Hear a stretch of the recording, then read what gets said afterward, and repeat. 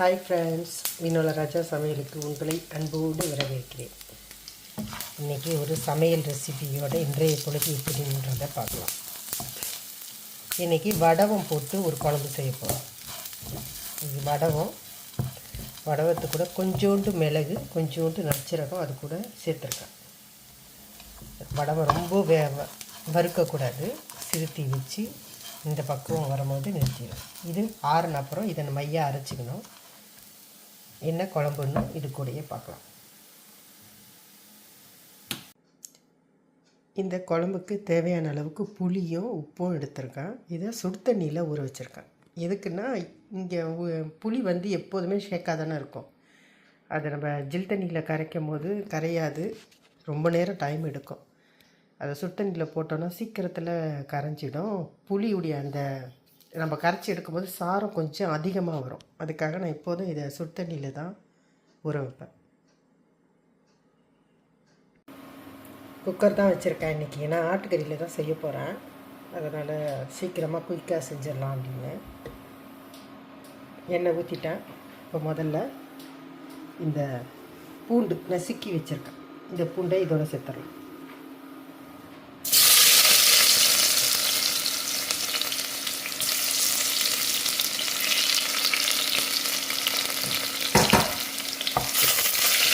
முதல்ல பூண்டை மட்டும் போட்டு இது பண்ணும்போது ஒரு ஸ்மெல் வரும் பார்த்திங்களா, அதுக்கு ரொம்ப பிடிக்கும், சூப்பராக இருக்கும். இப்போது வெங்காயம் சேர்த்துடலாம்.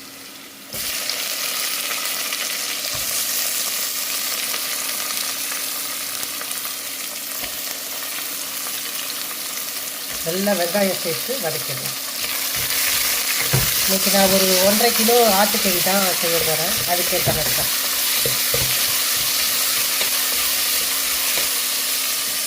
இது கூடயே இந்த பச்சை மிளகாய் கீரி வச்சுருக்கேன், அதையும் சேர்த்துக்கலாம்.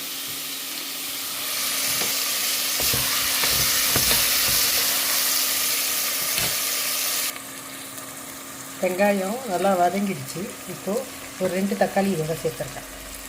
தக்காளி கொஞ்சம் தான் சேர்த்துருக்கேன். அது கூட இந்த அரைச்சி வச்சுருக்கேன் இந்த தக்காளி சேர்க்க போகிறேன். அதனால தான் இதை நான் கொஞ்சோண்டு சேர்த்துருக்கேன். இந்த குழம்பை ரெடி பண்ணுறதுக்கு இந்த பெரிய பாத்திரம் எடுத்துருக்கேன். அவ்வளோ பெருசு நினைக்காதீங்க. ஏன்னா ஒரு பொருளாக போடும்போது குழம்பு நிறைய வந்துடும். நீங்கள் கடைசியாக பார்க்கும்போது உங்களுக்கு புரியும். இதில் தேவையான அளவுக்கு கொஞ்சோண்டு எண்ணெய் ஊற்றி இதை நான் கத்திரிக்காய் போட்டு முதல்ல கொஞ்சம் வதக்கிப்பேன். கத்திரிக்காயை நேரடியாக போட மாட்டேன், வதக்கி போட்டாலே அதுலேயே வெந்துடும். அதோடைய ருசியும் நல்லாயிருக்கும். கறி நான் கழுவி சுத்தம் பண்ணி இந்த பசுவாரில் வச்சுருக்கேன், தண்ணி வடி கட்டுறதுக்கு. இங்கே உருளைக்கிழங்கு அந்த குழம்புக்கு தான் உருளைக்கிழங்கு சீவி வச்சுருக்கேன். இந்த வீட்டில் இங்கே முட்டை அவிச்சிக்கிட்டு இருக்கேன். இதுவும் ஓடிட்டுருக்கேன். அதே நேரம் இங்கே குழம்புக்கு ரெடி பண்ணிகிட்ருக்கேன். கூட்டு மிளகாத்தூள் தான், குழம்பு தூள் எந்த தூள் வேணாலும் போட்டுக்கலாம். புளி 2 ஷிஃப்ட்டு கரைச்சிட்டேன். இப்போ 3ஆவது ஷிஃப்ட்டு கரைக்கணும். இதில் இப்போ அந்த அரைச்சி வச்ச தக்காளி சேர்த்துருக்கேன். இங்கே கத்திரிக்காய் வெட்டி சேர்த்துட்டேன். இன்னைக்கு கொஞ்சம் குயிக்காக சமைக்கணும், டைம் ஆகிட்டு. அதனால எல்லாத்தையும் காட்ட முடியாது, முக்கியமானது மட்டும் காட்டுறேன். இதை வச்சே நீங்கள் இந்த குழம்பு செஞ்சிடலாம். இந்த வடவை வறுத்து வச்சுருந்தோம் இல்லையா, இதை பாருங்கள், நல்ல மையாக அரைச்சிருக்கேன். இதே மாதிரி அரைச்சி இதை தனியாக சேர்த்துங்க. இந்த வெங்காயம் சாந்தோட கறி சேர்த்துருக்கோம் இல்லையா, அது அந்த கறியும் அந்த சாந்தும் நல்லா திக்னஸாக வரணும். எவ்வளோ குயிக்காக செஞ்சாலும் இந்த இடத்துல மட்டும் குயிக்காக செய்யக்கூடாது. அப்போ தான் அந்த கறியும் அந்த சாந்தும் சேர்ந்து சாப்பிடும்போது நல்லாயிருக்கும், ஊறி போயிடும். இங்கே கத்திரிக்காய் வதங்கிக்கிட்டே இருக்குது, ரெடி பண்ணிக்கிட்டே இருக்கிறேன். இங்கே குழம்புக்கு ரெடி பண்ணியாச்சு. இப்போ இதில் இந்த வடவை அரைச்சி வச்சுருந்தேன் இல்லையா, அதை இந்த குழம்புல கலந்துட்டேன். இந்த குழம்பு கூட்டி வச்சுருந்தோம் இல்லையா, இது இந்த குக்கர் அளவுக்கு ஏற்ற மாதிரி கொஞ்சோண்டு குழம்பை ஊற்றி இப்போ இதை மூடி வச்சிடலாம். இந்த கறி ஒரு விசில் வந்த உடனே எடுக்கிறதுக்காக இது மூடியாச்சு. ஒரு விசில் வரட்டும். இந்த உருளைக்கிழங்கு இல்லையா, அதை கட் பண்ணி இதில் போட்டிருக்கேன். இப்போ கத்திரிக்காய் வதக்கி எடுத்துட்டேன் தனியாக. இப்போ அதே பாத்திரத்தில் எண்ணெயில் ஊற்றாமல் இந்த உருளைக்கிழங்க அந்த ஈரம் போக அதை அப்படியே லேசாக வதக்குறேன். இப்போ வதக்கிட்டு இதில் இந்த குழம்புல அதை கொஞ்சம் தானே கறியில் ஊற்றிருக்கேன், மிச்ச குழம்பு இருக்குது. இந்த குழம்பை அந்த உருளைக்கிழங்கோட சேர்த்துருவேன். தடபுடலாக முட்டை அவிஞ்சிக்கிட்டு இருக்கு. இந்த உருளைக்கிழங்கு வதக்கி அதுலேயே இந்த குழம்ப ஊற்றிட்டேன். இப்போது இது இந்த அடுப்பில் சூடாகிட்டே இருக்குது. இதை மூடி வச்சிடலாம். குக்கர் விசில் வருது. இன்னும் ஒரு 2 விசில் வந்த உடனே இதை நிறுத்திடலாம். அதுக்குள்ளே என்னுடைய காஃபியை குடித்து விட்டு வருகிறேன்.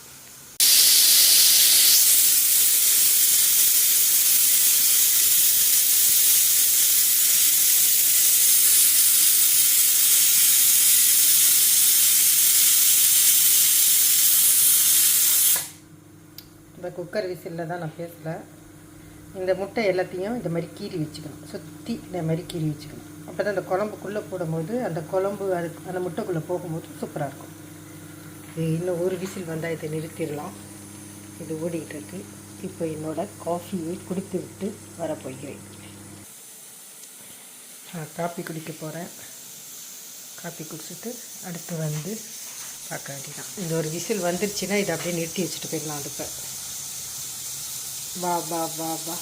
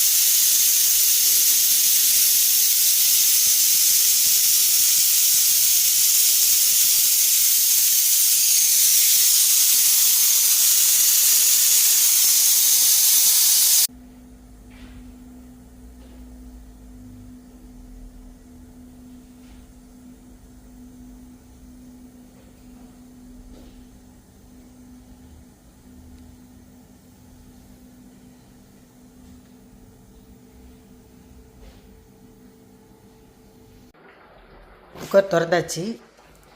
கறியுடைய அந்த கொழுப்பு பாருங்கள். ஆனால் இத்தனைக்கும் அந்த கறியில் உள்ள கொழுப்பு எல்லாத்தையும் எடுத்துருவான். ஆட்டுக்கறியில் மட்டும் அதிகமாக கொழுப்பு சேர்க்க மாட்டேன். ஆனாலும் அதில் இருக்கிற அந்த கொஞ்சம் பீஸ் இது. ஆனால் இது இந்த குழம்புக்கு தேவை தான். இதை நான் எடுக்க மாட்டேன். இது ஒரு விசில் போட்டு எடுக்கிறதுனால கறி வெந்து வேகாத மாதிரி இருக்கும். இப்போ இந்த குழம்போடு சேர்க்கும் போது அந்த வேகாதது கொஞ்சம் வேகாமல் இருக்கிறது அதில் வெந்துடும். இதை தூக்கி இந்த குழம்போட சேர்த்துடலாம்.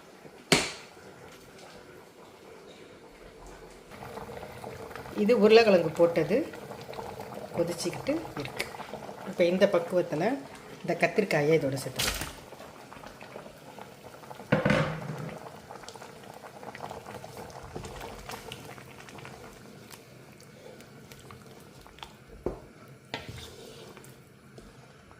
இப்போ இந்த கறி குழம்பை இதில் தூக்கி ஊற்றிடுவோம். இந்த கறி இதை இதில் ஊற்றிட்டேன்.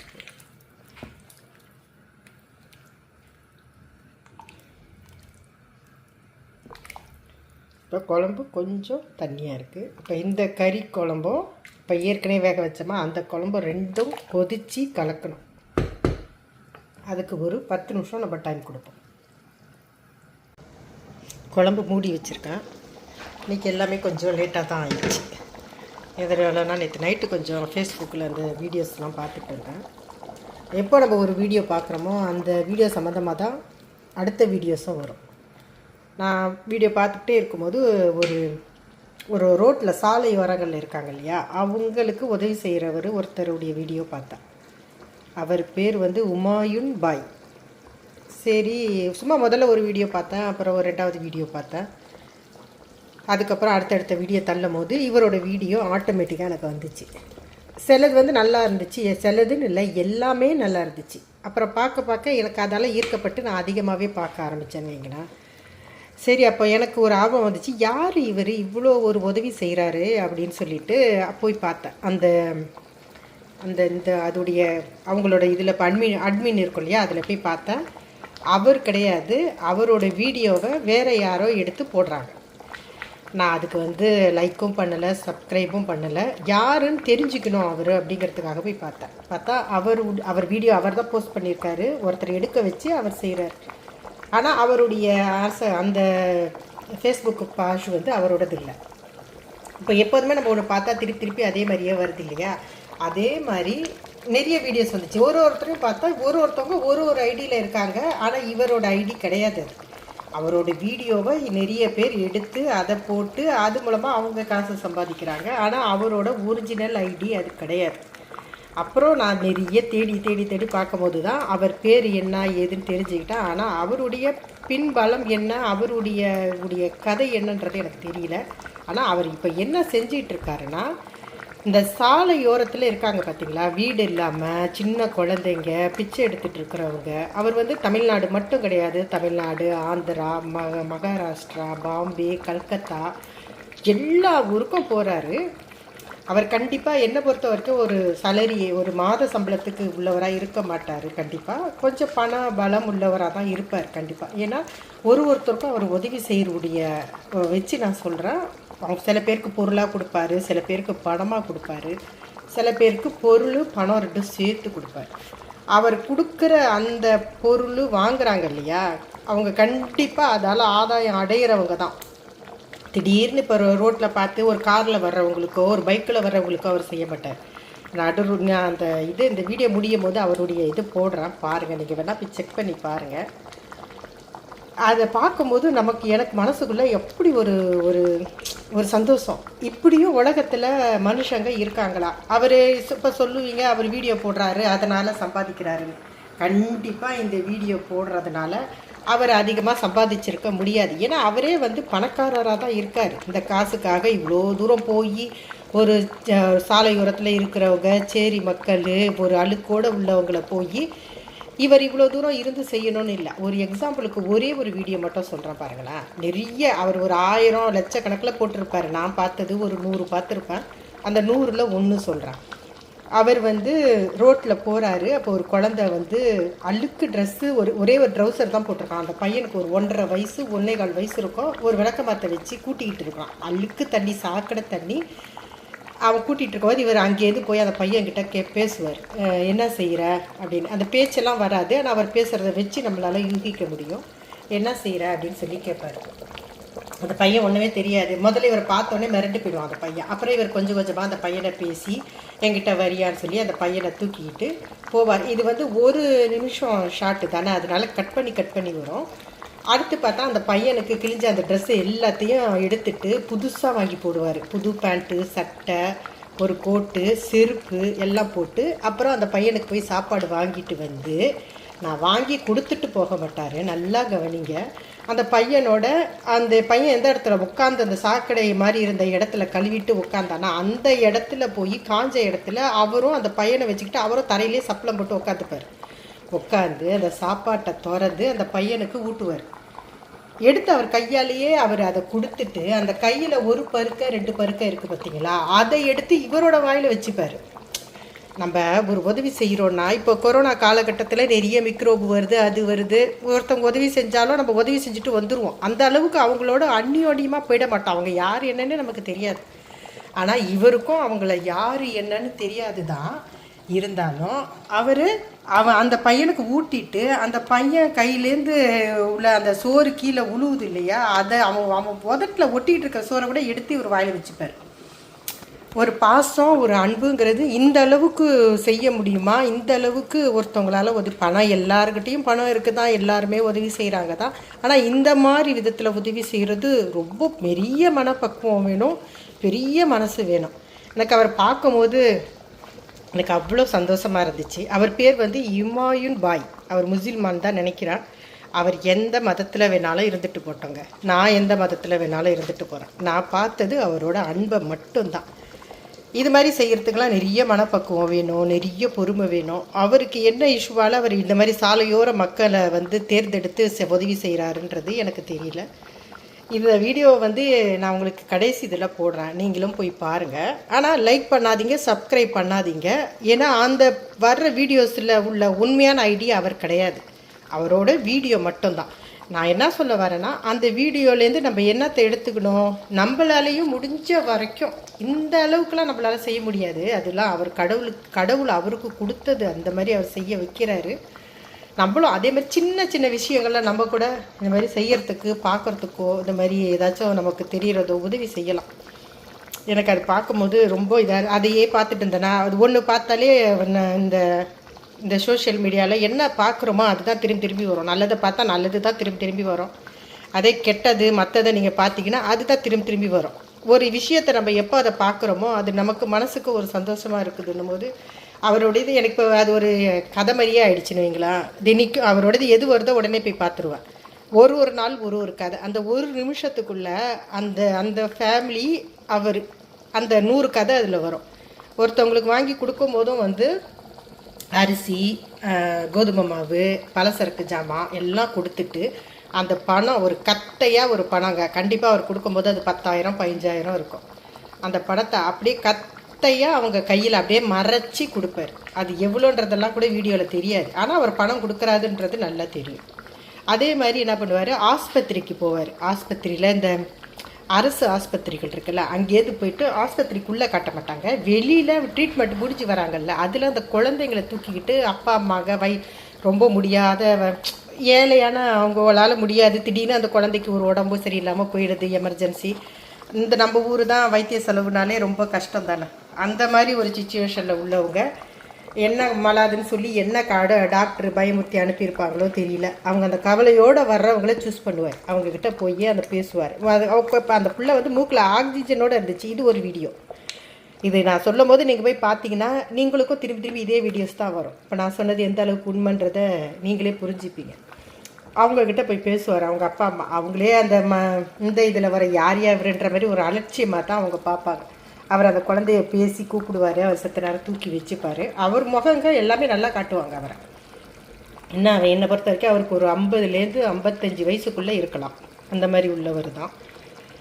பேசிவிட்டு அப்புறமா அவங்க அப்பா அம்மா கையில் ஒரு கத்தையாக கொஞ்சோட்டு பணத்தை கொடுத்துட்டு போவார். அப்படியே பாக்கெட்லேருந்து பின்னாடியிலேருந்து பணத்தை எடுத்து அந்த இதை கொடுப்பார். அவர் ஒரு நாளைக்கு இவ்வளோ செய்கிறாரா இல்லை ஒரு நாளைக்கு இத்தனை பேருக்கு செய்கிறாருன்றது தெரியல. கடவுள் இந்த மாதிரி உள்ளவங்களை நாட்டிலையும் உலகத்துலேயும் அதிகரிக்கணும். இதை பார்க்குற நம்மக்கிட்டையும் அந்த மாதிரி ஒரு உதவி செய்கிற மனப்பான்மையை அதிகரிக்கணும்னு தான் நானும் கடவுள்கிட்ட வேண்டிக்கிறேன். இன்றைக்கி இந்த டாபிக் தான் எனக்கு ரொம்ப நைட்டு ஃபுல்லாக அதுவே நினச்சிட்டு இருந்ததுனால கொஞ்சம் தூங்குறதுக்கு லேட் ஆகிடுச்சு. என்னுடைய குழம்பு முடிகிற பக்குவத்தில் வந்துடுச்சு. குழந்தைங்க ஸ்கூல்லேருந்து வந்துட்டாங்க, சாப்பாடு போடணும்.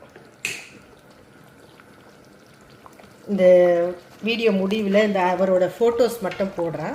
அதே மாதிரி அவருடைய அந்த ஐடி இருக்கு இல்லையா, அது போகிறேன். ஆனால் அவர் நீங்கள் பார்க்குற வீடியோஸில் உள்ள அந்த ஐடிக்குள்ளே போய் பார்த்தீங்கன்னா அதெல்லாம் யாருமே கிடையாது. நான் அதில் நிறைய ஃபேக் ஐடி தான். இந்த மாதிரி 500 ரூபா நீங்கள் எனக்கு ஹாய் சொல்லுங்கள், உங்களுக்கு 500 ரூபா கொடுக்குறேன். எனக்கு ஹலோ சொல்லுங்கள், உங்களுக்கு 1000 ரூபா கொடுக்குறேன். எனக்கிட்ட தோழியாக இருங்க, உங்களுக்கு 10,000 ரூபா கொடுக்குறேன். இந்த மாதிரி ஃபேக் ஐடி செய்கிறவங்க தான் அதில் முக்கால்வாசி பேர். அவங்க இந்த வீடியோ போட்டு பயன்படுத்திக்கிறாங்க காசுக்காக. கடைசியில் ஒரிஜினல் ஐடி அவர் எப்படி வச்சுருக்காருன்னு தெரியல. நான் கண்டுபிடிப்பேன். எப்படின்றத பார்த்து என்னால் முடிஞ்சிச்சுன்னா கண்டுபிடிச்சேன்னா நான் அதை உங்களுக்கு கண்டிப்பாக சொல்கிறேன். குழம்பு முடிஞ்சிருச்சு. இப்போது முட்டை இந்த நேரத்தில் போடுவோம். இன்றைக்கி ஒரு நிறைய டாபிக் உங்கள் கூட பேசியிருக்கேன். எப்போதும் குழம்பு வீடியோவே போட்டால் உங்களுக்கும் போர் அடிச்சிடும், எனக்கும் போர் அடிச்சிடும். இப்போ அதனால் எனக்கு நான் பார்க்குறதுல எனக்கு தெரிஞ்ச நல்லதை தான் உங்கள்கிட்ட ஷேர் பண்ணுறேன். பிடிச்சா எடுத்துக்குங்க, பிடிக்கலையா வீடியோவை தள்ளி விட்டுட்டு போயிட்டே இருக்கு.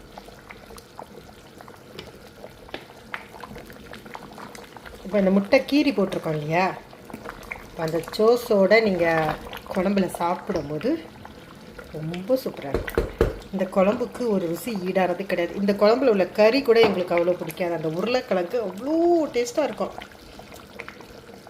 முடிச்சிட்டேன், ஏன்னா மணி ஆயிடுச்சு பிள்ளைங்களுக்கு. முதல்ல ஒருத்தவங்களுக்கு போட்டு அனுப்பிடலாம், சர்வ் பண்ணிடலாம்.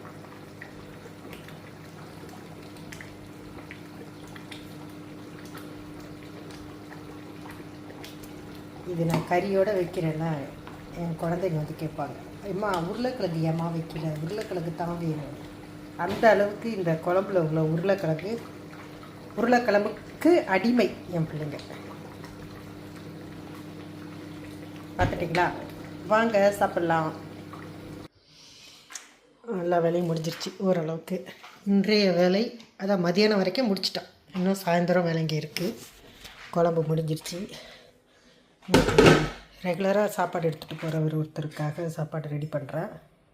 நிறைய பேருக்கு போகுது, ஆனால் நான் ஒருத்தரோடது மட்டும்தான் உங்ககிட்ட காட்டுறேன்.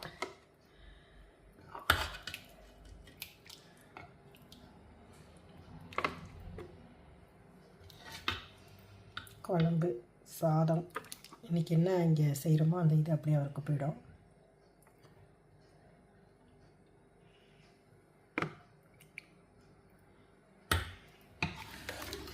அதில் தேவையான அளவு அவருக்கு குழம்பு. ஒய்சாவா எங்கள் வீட்டு கடைக்குட்டி சிங்கம் வந்து விட்டார் சாப்பிட்றதுக்கு. அவருக்கு கொடுக்கணும். அவர் வந்த உடனே அவருக்கு பசி வரும். கதவு திறக்கும் போதே கேட்பார், அம்மா ஒரே வாசனையாக இருந்துச்சு, இன்றைக்கி என்ன குழம்பு. அதனால் என் குழம்புக்கு அவர் அடிமை. அவர் இது முடிஞ்சிருச்சு. இதை முடிடலாம்.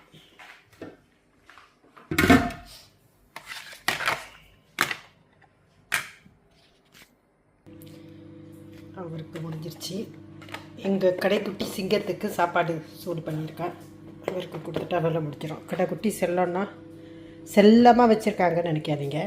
அவர் காலையில் 8 மணிக்கு ஸ்கூலுக்கு போகிறதுக்கு முன்னாடியே எழுந்திருந்தா இந்த ஜாமாகுமா எல்லாம் மிஷினில் இருக்கிறது எல்லாத்தையும் எடுத்து அடிக்கிட்டு போயிடும். சொல்லாமல் செய்வார். இந்த வீட்டில் ஆண் பெண் எல்லாருமே சமந்தான். எல்லாருமே வேலை செய்வோம். நாங்கள் நீ செய்யணும் நான் செய்யணுன்ற பாகுபாடு கிடையாது. இன்றைக்கி ராத்திரிக்கு சப்பாத்தி தான். அதுக்காக தான் இந்த மிஷின் ரெடி பண்ணியிருக்கோம். இது என்னோடய மிஷின் கிடையாது, என் பொண்ணுடையது. அவங்க கத்தோ செய்கிறது. நான் கடன் வாங்கியிருக்கேன். நான் எவ்வளோ சமையல் செய்வேன், ஆனால் எனக்கு இந்த கத்தோ மட்டும் வராதுங்க. கேக்கு செய்கிறது மட்டும் அது எனக்கு ஒரு ஃபீலிங் தான். இருந்தாலும் அதையும் கற்றுக்கணுன்னு இருக்கிறேன். இன்றைக்கி சப்பாத்தி தான். இது சாயந்தரம். இன்றைய சமையல் எங்களிடம் முடிஞ்சிடுச்சு. அடுத்து ஒரு நல்ல வீடியோவில் உங்களை சந்திக்கிறேன். எல்லாருக்கும் ஹாப்பி காணும் பொங்கல் இன்னைக்கு.